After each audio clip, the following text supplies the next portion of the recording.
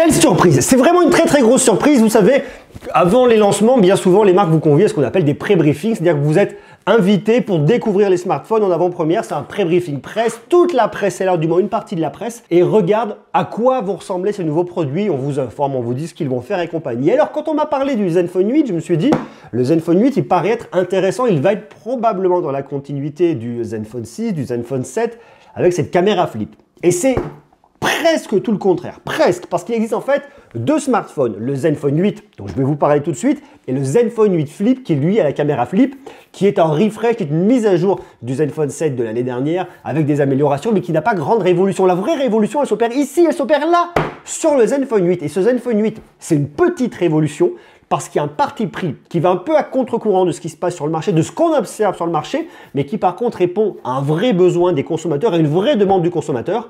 Et vous allez voir, le Zenfone 8, il est petit, mais costaud.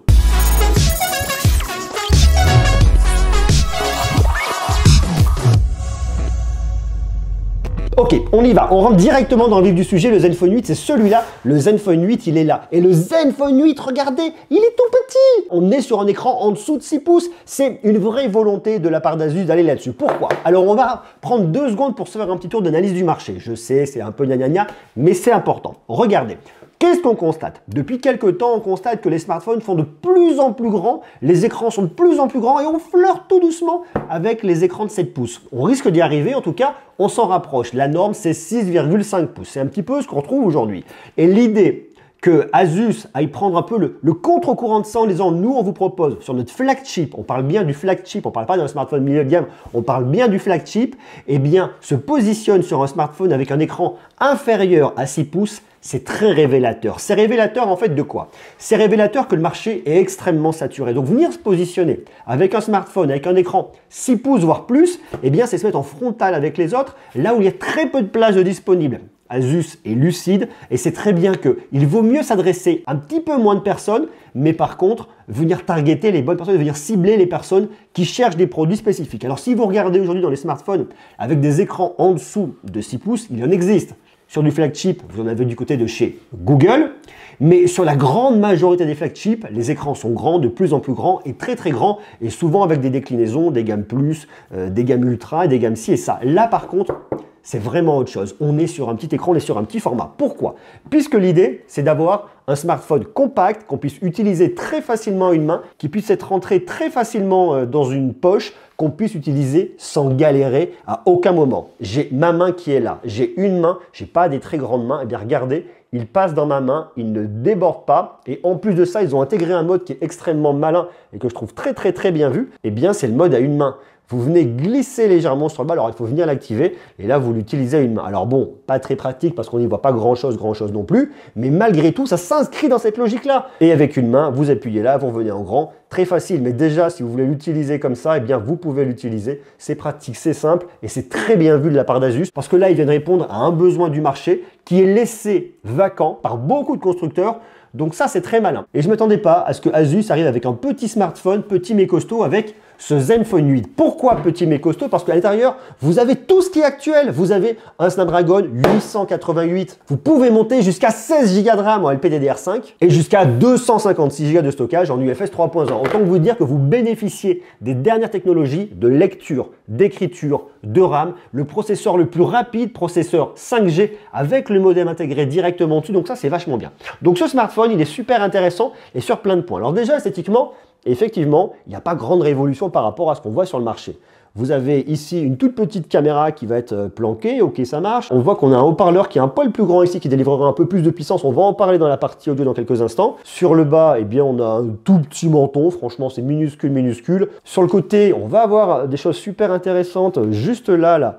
Regardez alors le bouton de volume OK, et là on a un bouton qui est intéressant parce qu'il est paramétrable. C'est ce que Asus appelle le Smart Key, qui vous servira pour venir l'allumer et pour l'éteindre. Ça c'est très simple bien évidemment, vous voyez le petit capteur d'empreinte digitale qui déverrouille très rapidement. Mais ce Smart Key, il a ses fonctionnalités propres et vous pouvez venir faire pas mal de choses avec. Si vous appuyez 2 fois, vous voyez c'est marqué ici, eh bien on va ouvrir l'assistant Google. Ok, bon là on n'a rien à lui demander. Vous pouvez également venir personnaliser le bouton, vous cliquez là.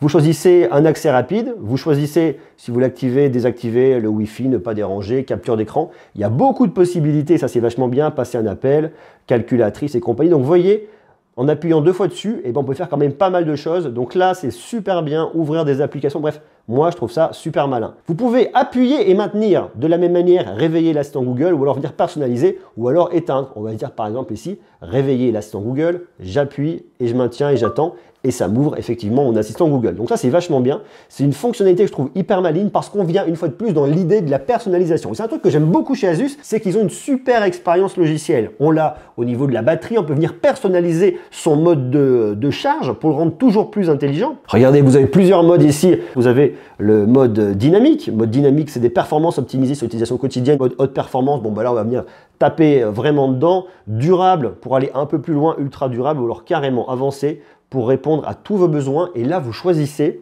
ce que vous voulez. Limite thermique, performance du processeur, performance du GPU, performance de la RAM, régler automatiquement le réseau 5G. Bref, vous avez beaucoup de possibilités. Vous pouvez venir vous modifier directement ici. Donc ça, c'est super bien. C'est pareil, définir le taux de rafraîchissement sur 60 Hz. On peut pousser du 60 Hz dans ce mode-là. Vous avez toute la gestion de la batterie, une économie d'énergie qui va être programmée. Par exemple, vous passez sur un mode ultra économie d'énergie la nuit. Donc ça, c'est super bien. C'est très malin, c'est bien géré. Et une fois de plus, ça fonctionne, ça va dans le bon sens. Donc cette expérience-là, je la trouve vraiment très bien. Il y a un autre truc que je trouve bien au niveau du design, c'est votre capteur d'empreinte digitale. Et bien, je trouve positionné assez haut par rapport au smartphone. Vu qu'on a un petit écran, on trouve très facilement la position. Il déverrouille très rapidement. Ça marche bien, ça c'est hyper agréable. Au dos, on va retrouver un petit dos mat, plutôt sympa, avec ici votre module photo. Alors le module photo, on pourrait se dire, on est sur un flagship. Pourquoi est-ce qu'on a ici que 2 caméras et pas 3? Mais il a fallu faire des choix. Comme on est sur un smartphone qui est un peu petit, eh bien, on ne pouvait pas mettre tout à l'intérieur. Ici, il manque un téléobjectif. Clairement. C'est un choix assumé par Asus. Ils n'avaient pas la place de mettre un téléobjectif sans venir rogner sur certains composants intérieurs et notamment sur la taille de la batterie. Ils n'ont pas voulu. Ils se sont dit, c'est plus important d'avoir une belle autonomie, une grande autonomie plutôt qu'avoir un téléobjectif. Donc le choix a été fait là-dessus. On regardera le résultat photo dans quelques instants, voir si c'est intéressant. Et surtout un smartphone qu'il faut venir protéger. Et c'est une vidéo qui est réalisée en partenariat avec mon partenaire RhinoShield qui vous fabrique des coques super cool pour venir protéger votre Zenfone 8 et tous vos smartphones. Vous venez prendre votre Zenfone 8, vous le mettez dedans, vous l'habillez, vous l'insérez et tac, vous êtes protégé là sur les côtés. Il peut donc tomber sur la face avant, il peut donc tomber sur le dos, tomber sur le côté, on est tranquille, tout va bien. Ça vous permet d'avoir un smartphone complètement protégé et de profiter bien évidemment de votre prise jack et de tout ce dont vous avez besoin. Alors des coques chez RhinoShield, il y en a beaucoup dans tous les univers. Du Hunter x Hunter, vous avez du Fortnite, vous avez du Fairy Tail, vous avez du Assassination Classroom, vous en avez de tous les côtés. Vous avez même des coques approuvées par la NASA et des coques dans l'univers du sport, ici notamment avec les Chicago Bulls. Mais il y a également des coques dans l'univers de One Piece qui vont arriver, des coques PSG, enfin des coques de tous les côtés. Je vous invite une fois de plus à aller découvrir l'univers de RhinoShield. Il y a le lien que vous avez en bas dans la description et en plus vous profitez d'une remise de 5% grâce au code GREU21. Tout ça est inscrit en bas. Et pensez également à venir protéger l'avant de vos smartphones grâce aux Impact Screen Protector. Vous avez une solution complète pour venir protéger vos smartphones grâce aux coques de RhinoShield et notamment ici votre Zenfone 8. Donc ça c'est bien. Une fois de plus, le lien est en bas dans la description. Et pour la première fois chez Asus, c'est un smartphone qui est certifié IP65, IP68, données résistant à l'eau et à la poussière. Ici, on est à la pointe de la technologie, je vous l'ai dit tout à l'heure au niveau des technodrames du processeur et du stockage, mais en plus de ça, vous avez du Wi-Fi 6E. Alors le Wi-Fi 6E, c'est pas pour tout de suite en Europe, plutôt pour le marché américain, mais en tout cas, on voit qu'ici, il y a une vraie volonté d'Asus de vous insérer les dernières technologies. Et puis surtout, il y a un point intéressant, c'est que vous avez une batterie de 4000 mAh. Et vous avez de la Quick Charge 4.0 de Qualcomm, parce que oui, comme on a un processeur de Qualcomm, on a les technologies de charge de Qualcomm. Ici, c'est de la recharge 30 watts. Avec une recharge qui est assez particulière et qu'on retrouve chez d'autres fabricants, notamment chez Xiaomi, c'est-à-dire une recharge par le centre. Imaginons que tout ça ce soit votre batterie. Eh bien, au lieu de venir se brancher là et de recharger petit jusqu'à arriver à un maximum, on va le charger par milieu. Ça permet de recharger plus rapidement des deux côtés. Et effectivement, on va venir recharger beaucoup moins vite lorsque vous arrivez au-dessus de 80%. Mais sur le reste de la charge, eh bien, on y a quand même gagné en efficacité. Ce qui vous permet de le recharger de 0 à 60% en seulement 25 minutes. Au niveau de la charge, il y a une techno qui est intéressante et qu'on retrouve vraiment dans les écosystèmes d'Asus, on l'a vu notamment sur le ROG Phone et on le voit ici, eh bien c'est que vous pouvez venir paramétrer votre charge. À savoir que vous pouvez avoir une charge constante, vous le chargez à un rythme lent pour le protéger. les cellules de votre batterie, elles ont besoin d'être rechargées lentement pour aller beaucoup plus loin. Donc ici, vous actionnez et vous venez le recharger lentement. Ok, ça c'est plutôt pas mal. On peut se dire également, eh bien moi je vais le recharger la nuit, je vais faire une recharge planifiée, je le recharge, je sais pas moi, de 5 heures du matin, 7 heures du matin, il a eu 2 heures de recharge, ça sera largement bon. Et vous pouvez vous dire, eh bien on va venir limiter la charge. Pour protéger la durée de vie de batterie de son smartphone, on peut limiter la charge à 80%, ça lui permettra d'aller un peu plus loin dans le temps. Point bien évidemment très important, c'est votre écran. Ici, vous avez un écran de 5,9 pouces avec un taux de rafraîchissement de 120 Hz. Et là, on est en mode automatique. Vous pouvez le laisser soit en 120 Hz tout le temps, soit en 90, soit en 60, ça sert à rien, mettez-le en automatique. Et ici, en plus, vous avez un taux d'échantillonnage tactile de 240 Hz, donc pour toutes les parties de gaming, ça va être bien et ça va bien répondre. Sur l'avant, vous retrouvez un Corning Gorilla Glass Victus. C'est un écran qui est certifié lutter contre la lumière bleue, avec un pic de luminosité à 1100 nits. Un écran avec un delta E inférieur à 1, HDR10+. Bref, on a un écran qui est de super bonne qualité, un écran signé Samsung, c'est de la AMOLED. Alors maintenant, on va regarder la partie photo, parce que la partie photo, c'est extrêmement intéressant. Qu'est-ce que nous a proposé Asus là-dessus? Vous le voyez, on a un double module photo. Ils n'ont pas été très loin, on n'en a pas 3, on n'en a pas 4, on n'avait pas de place, on en a 2. On pourrait se dire aujourd'hui, sur un flagship, est-ce qu'on attend un double module photo? That is the question. On va regarder ce qu'on a ici. Vous avez un grand angle de 64 mégapixels qui ouvre à f1.8, c'est la Sony MX686, stabilisation optique, avec un autofocus, avec la technologie 4 pixels en 1 pour capter plus de lumière et notamment en conditions de faible luminosité pour les photos de nuit. Et vous montez jusqu'à un zoom numérique x8 grâce à lui. On se regarde ça dans quelques instants. Et vous avez un ultra grand angle de 12 mégapixels qui ouvre à f2.2, c'est la Sony MX363, tandis que la caméra de selfie c'est une 12 mégapixels. Autant ce smartphone je trouve vraiment très bon en termes de performance, au niveau de la partie logicielle avec Zen UI je trouve très bon basé sur l'Android 11. Ok, il marche bien, mais autant au niveau de la photo, je trouve un peu en dessous. Je vous montre et je vous explique pourquoi. Je trouve que c'est très saturé. Alors il y a de la verdure effectivement, mais c'est très vert, le vert est très poussif et il y a un vrai traitement logiciel qui va pousser la couleur et pousser la saturation. Alors il y a un côté un peu flatteur, mais des fois un petit peu trop. Ça c'est l'ultra grand angle et lorsque je passe sur la caméra principale, je perds un tout petit poil en saturation, je suis un peu moins sursaturé, mais quand même ça pousse un peu sur le vert. Je viens zoomer en x2, et ben écoutez c'est pas mal, hein. Je trouve que le traitement est bien géré d'un point de vue logiciel. Dès que j'arrive ensuite au x10, c'est plus bon. Malgré tout, toute la gestion de la plage dynamique est très bonne, marche bien dans l'ensemble, pas de souci là-dessus, ça me va bien. L'ultra grand angle, il y a une différence de colo, vous le voyez notamment en bas à gauche, ici sur ces fleurs-là. Lorsque je suis là, elles sont un peu plus vertes. La saturation vient pousser ça au maximum. Dès qu'on se rapproche, c'est pas mal. En x2, en x5, on peut, mais on voit que l'algorithme cherche à compenser, à bien lisser. C'est un peu poussif hein, sur le côté du lissage, on le voit au niveau des branches là. Il y a un côté pas très naturel sur le traitement algorithmique, mais c'est vraiment pour venir compenser hein, très clairement là-dessus, comme il n'y a pas de téléobjectif. Et dès qu'on arrive au x10, j'ai eu plusieurs fois ce problème. Alors comme je bouge, forcément, chez moi, ça tremble, mais là, par contre, vous voyez, ça bouge un peu et c'est pas GG. On continue ici, c'est sensiblement la même chose, ça fonctionne. Dès qu'on passe sur l'ultra grand angle, on perd un peu en précision, mais c'est normal là-dessus. Mais c'est quand même très saturé. La même chose ici, c'est quand même bien un peu poussif au niveau du vert. L'ultra grand angle, il est très saturé, voire trop saturé. Le x2, ça me va. Le x5, c'est trop, on le voit, ça lisse. Regardez là, au niveau des arbres, c'est vraiment poussif. Et dès qu'on arrive au x10, voilà, c'est normal. Ça, c'est par contre complètement normal. La même chose ici, ultra grand angle, on se rapproche x2. Et là, on va au x10 et c'est pareil, ça a bougé. Et voilà, ça c'est un peu dommage quand même. On continue ici, caméra principale, pas mal, on voit bien les nuages, ça me va bien, même s'il y a ce côté un peu saturé, flatteur sur la caméra principale, sur le grand angle, ça marche très bien, et là-dessus il y a des photos qui sortiront de très bonne qualité, c'est ok. L'ultra grand angle, on change une fois de plus la colo, on se rapproche en x2, c'est pas mal, ça me va bien, et le traitement vient soutenir ça sans en faire trop, et dès qu'on s'approche trop, ben voilà, c'est pas tout à fait la même. Dès qu'on perd un peu de lumière, il est moins bon. Il a un peu plus de mal, il est beaucoup plus imprécis. Il vient chercher toujours à compenser, à trop compenser et à surbooster la saturation. Et je trouve pas ça dingue. Voilà, le résultat est pas complètement fou. La caméra de selfie, quant à elle, est vraiment honnête. Le résultat est correct, ça marche bien. Donc je dirais que sur la photo, le grand angle, ça me va bien. Le x2, ça me va bien. L'ultra grand angle, si on veut, mais c'est quand même trop saturé.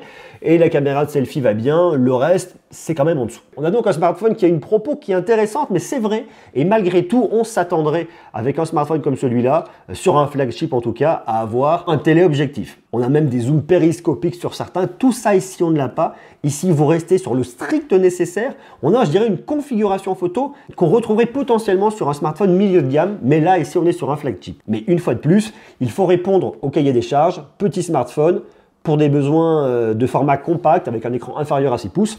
Voilà, on ne peut pas tout mettre à l'intérieur. Alors il y a un autre point qui est intéressant ici, c'est toute la partie audio. Alors la partie audio, je ne sais pas si vous avez suivi, notamment sur le ROG Phone.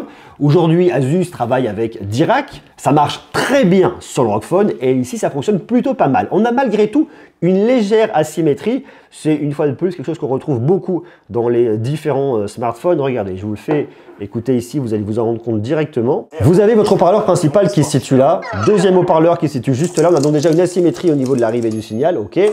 Là, on aura un spot qui sera beaucoup plus large. Là, un peu moins. Il y a un petit déséquilibre. On a vraiment un petit haut-parleur de renfort sur le côté. C'est pas la meilleure expérience audio, mais se situe très clairement dans ce qu'on retrouve sur l'ensemble des acteurs du marché. Donc là-dessus, ils sont vraiment dans les clous. Mais, et par contre, ça c'est très rare sur un flagship, eh bien, vous avez une prise jack. Je crois qu'aujourd'hui dans les flagships, on a Sony qui vous le propose et on a également Asus. Alors Asus, vous voyez, a fait le choix de ne pas mettre de téléobjectif parce que manque de place, mais malgré tout, ils ont fait le choix de préserver cette prise jack. Donc ici, vous avez du high-res audio, ça c'est intéressant pour tous ceux qui veulent écouter de l'audio, de la musique en haute définition. Et grâce à Dirac, eh bien, vous avez une expérience personnalisable au niveau de l'audio. Alors regardez, je vous montre ça, vous allez voir, c'est vachement intéressant. Vous avez un mode dynamique, mode musique, cinéma, jeu, et en dessous, si vous venez le chercher là, vous avez un équaliseur à bande. Classiquement, monter et baisser les aigus directement ou les graves là, mais si vous souhaitez le faire par bande, vous pouvez le faire. Donc ça, c'est vachement bien, on peut aller plus loin. Donc toutes les personnes qui aiment écouter de la musique avec une haute définition et qui veulent venir paramétrer, eh bien vous pouvez le faire. Donc ça, c'est chouette. Donc c'est un smartphone que je trouve moi intéressant. Alors intéressant, mais il n'est pas fait pour tout le monde, clairement. Il n'est pas parfait, il est malgré tout bien et surtout au niveau du tarif, vous allez voir, regardez, tout est là-dessus, au niveau du tarif. Le Asus Zenfone 8, il y a plusieurs configs. 828, on est à 699 €. Pour un flagship, il est bien positionné. 8 256, on monte au niveau du tarif, 749 €, tandis que 16 plus 256, on est à 819 €. À voir en fonction des besoins que vous aurez. Déjà 828, ça me paraît quand même pas mal. Il est extrêmement bien positionné à 699 €. Il y a des précommandes du 12 au 31 mai. Vous avez moins de 100 € sur la version 828, ça vous le tombe à 599 €. Alors c'est en quantité limitée, il y a 500 pièces que vous allez pouvoir retrouver. Donc si vous souhaitez l'avoir et profiter du meilleur tarif, eh bien à un petit peu moins de 600 €, vous avez un smartphone compact avec un écran de 5,9 pouces et de l'AMOLED qui marche bien, qui est réactif, qui marche très bien avec beaucoup de performance, qui n'est pas parfait au niveau de la photo parce qu'il lui manquerait quelques petits éléments, mais qui malgré tout fonctionne quand même relativement bien. Ça c'est très chouette avec de la recharge rapide. C'est un truc que j'aime bien. Moi c'est vraiment une config que j'aime bien. Je trouve que Asus a fait un choix couillu là-dessus. Ils ont osé le faire. Ils ont pris le parti de se dire, eh bien on va mettre à profit tout le savoir-faire qu'on a. Ce partenariat avec Dirac pour l'audio pour avoir du très très bon audio. Le fait d'avoir Qualcomm de l'autre côté sur le processeur, le fait d'intégrer les meilleurs technos, le fait d'avoir de la Quick Charge 4 de Qualcomm avec un bloc de charge rapide, le fait de vous proposer une très bonne expérience logicielle également là-dessus pour vous permettre de venir prendre la main sur les équaliseurs, pour pouvoir venir choisir comment vous voulez charger vos smartphones, de pouvoir tout choisir. Ce smartphone-là, clairement, ils vont pas en vendre autant que pourraient le faire certains concurrents parce qu'il n'est pas destiné à tout le monde, mais malgré tout, ils viennent se positionner dans un segment sur lequel il y a de la place, sur lequel il y a une demande et sur lequel effectivement, eh bien, il n'y a pas foule de concurrents. Donc moi, je trouve ça intéressant. À vous de me dire, vous, ce que vous en pensez en bas en commentaire. Est-ce que vous pourriez vous laisser hyper par le Zenfone 8 de Asus sur le smartphone avec un écran inférieur à 6 pouces. Marquez-moi tout ça bien évidemment en bas en commentaire et quant à nous, on se retrouve très vite pour continuer à parler tech, mais également à parler d'Asus. Des bisous de l'amour, à très vite. Ciao.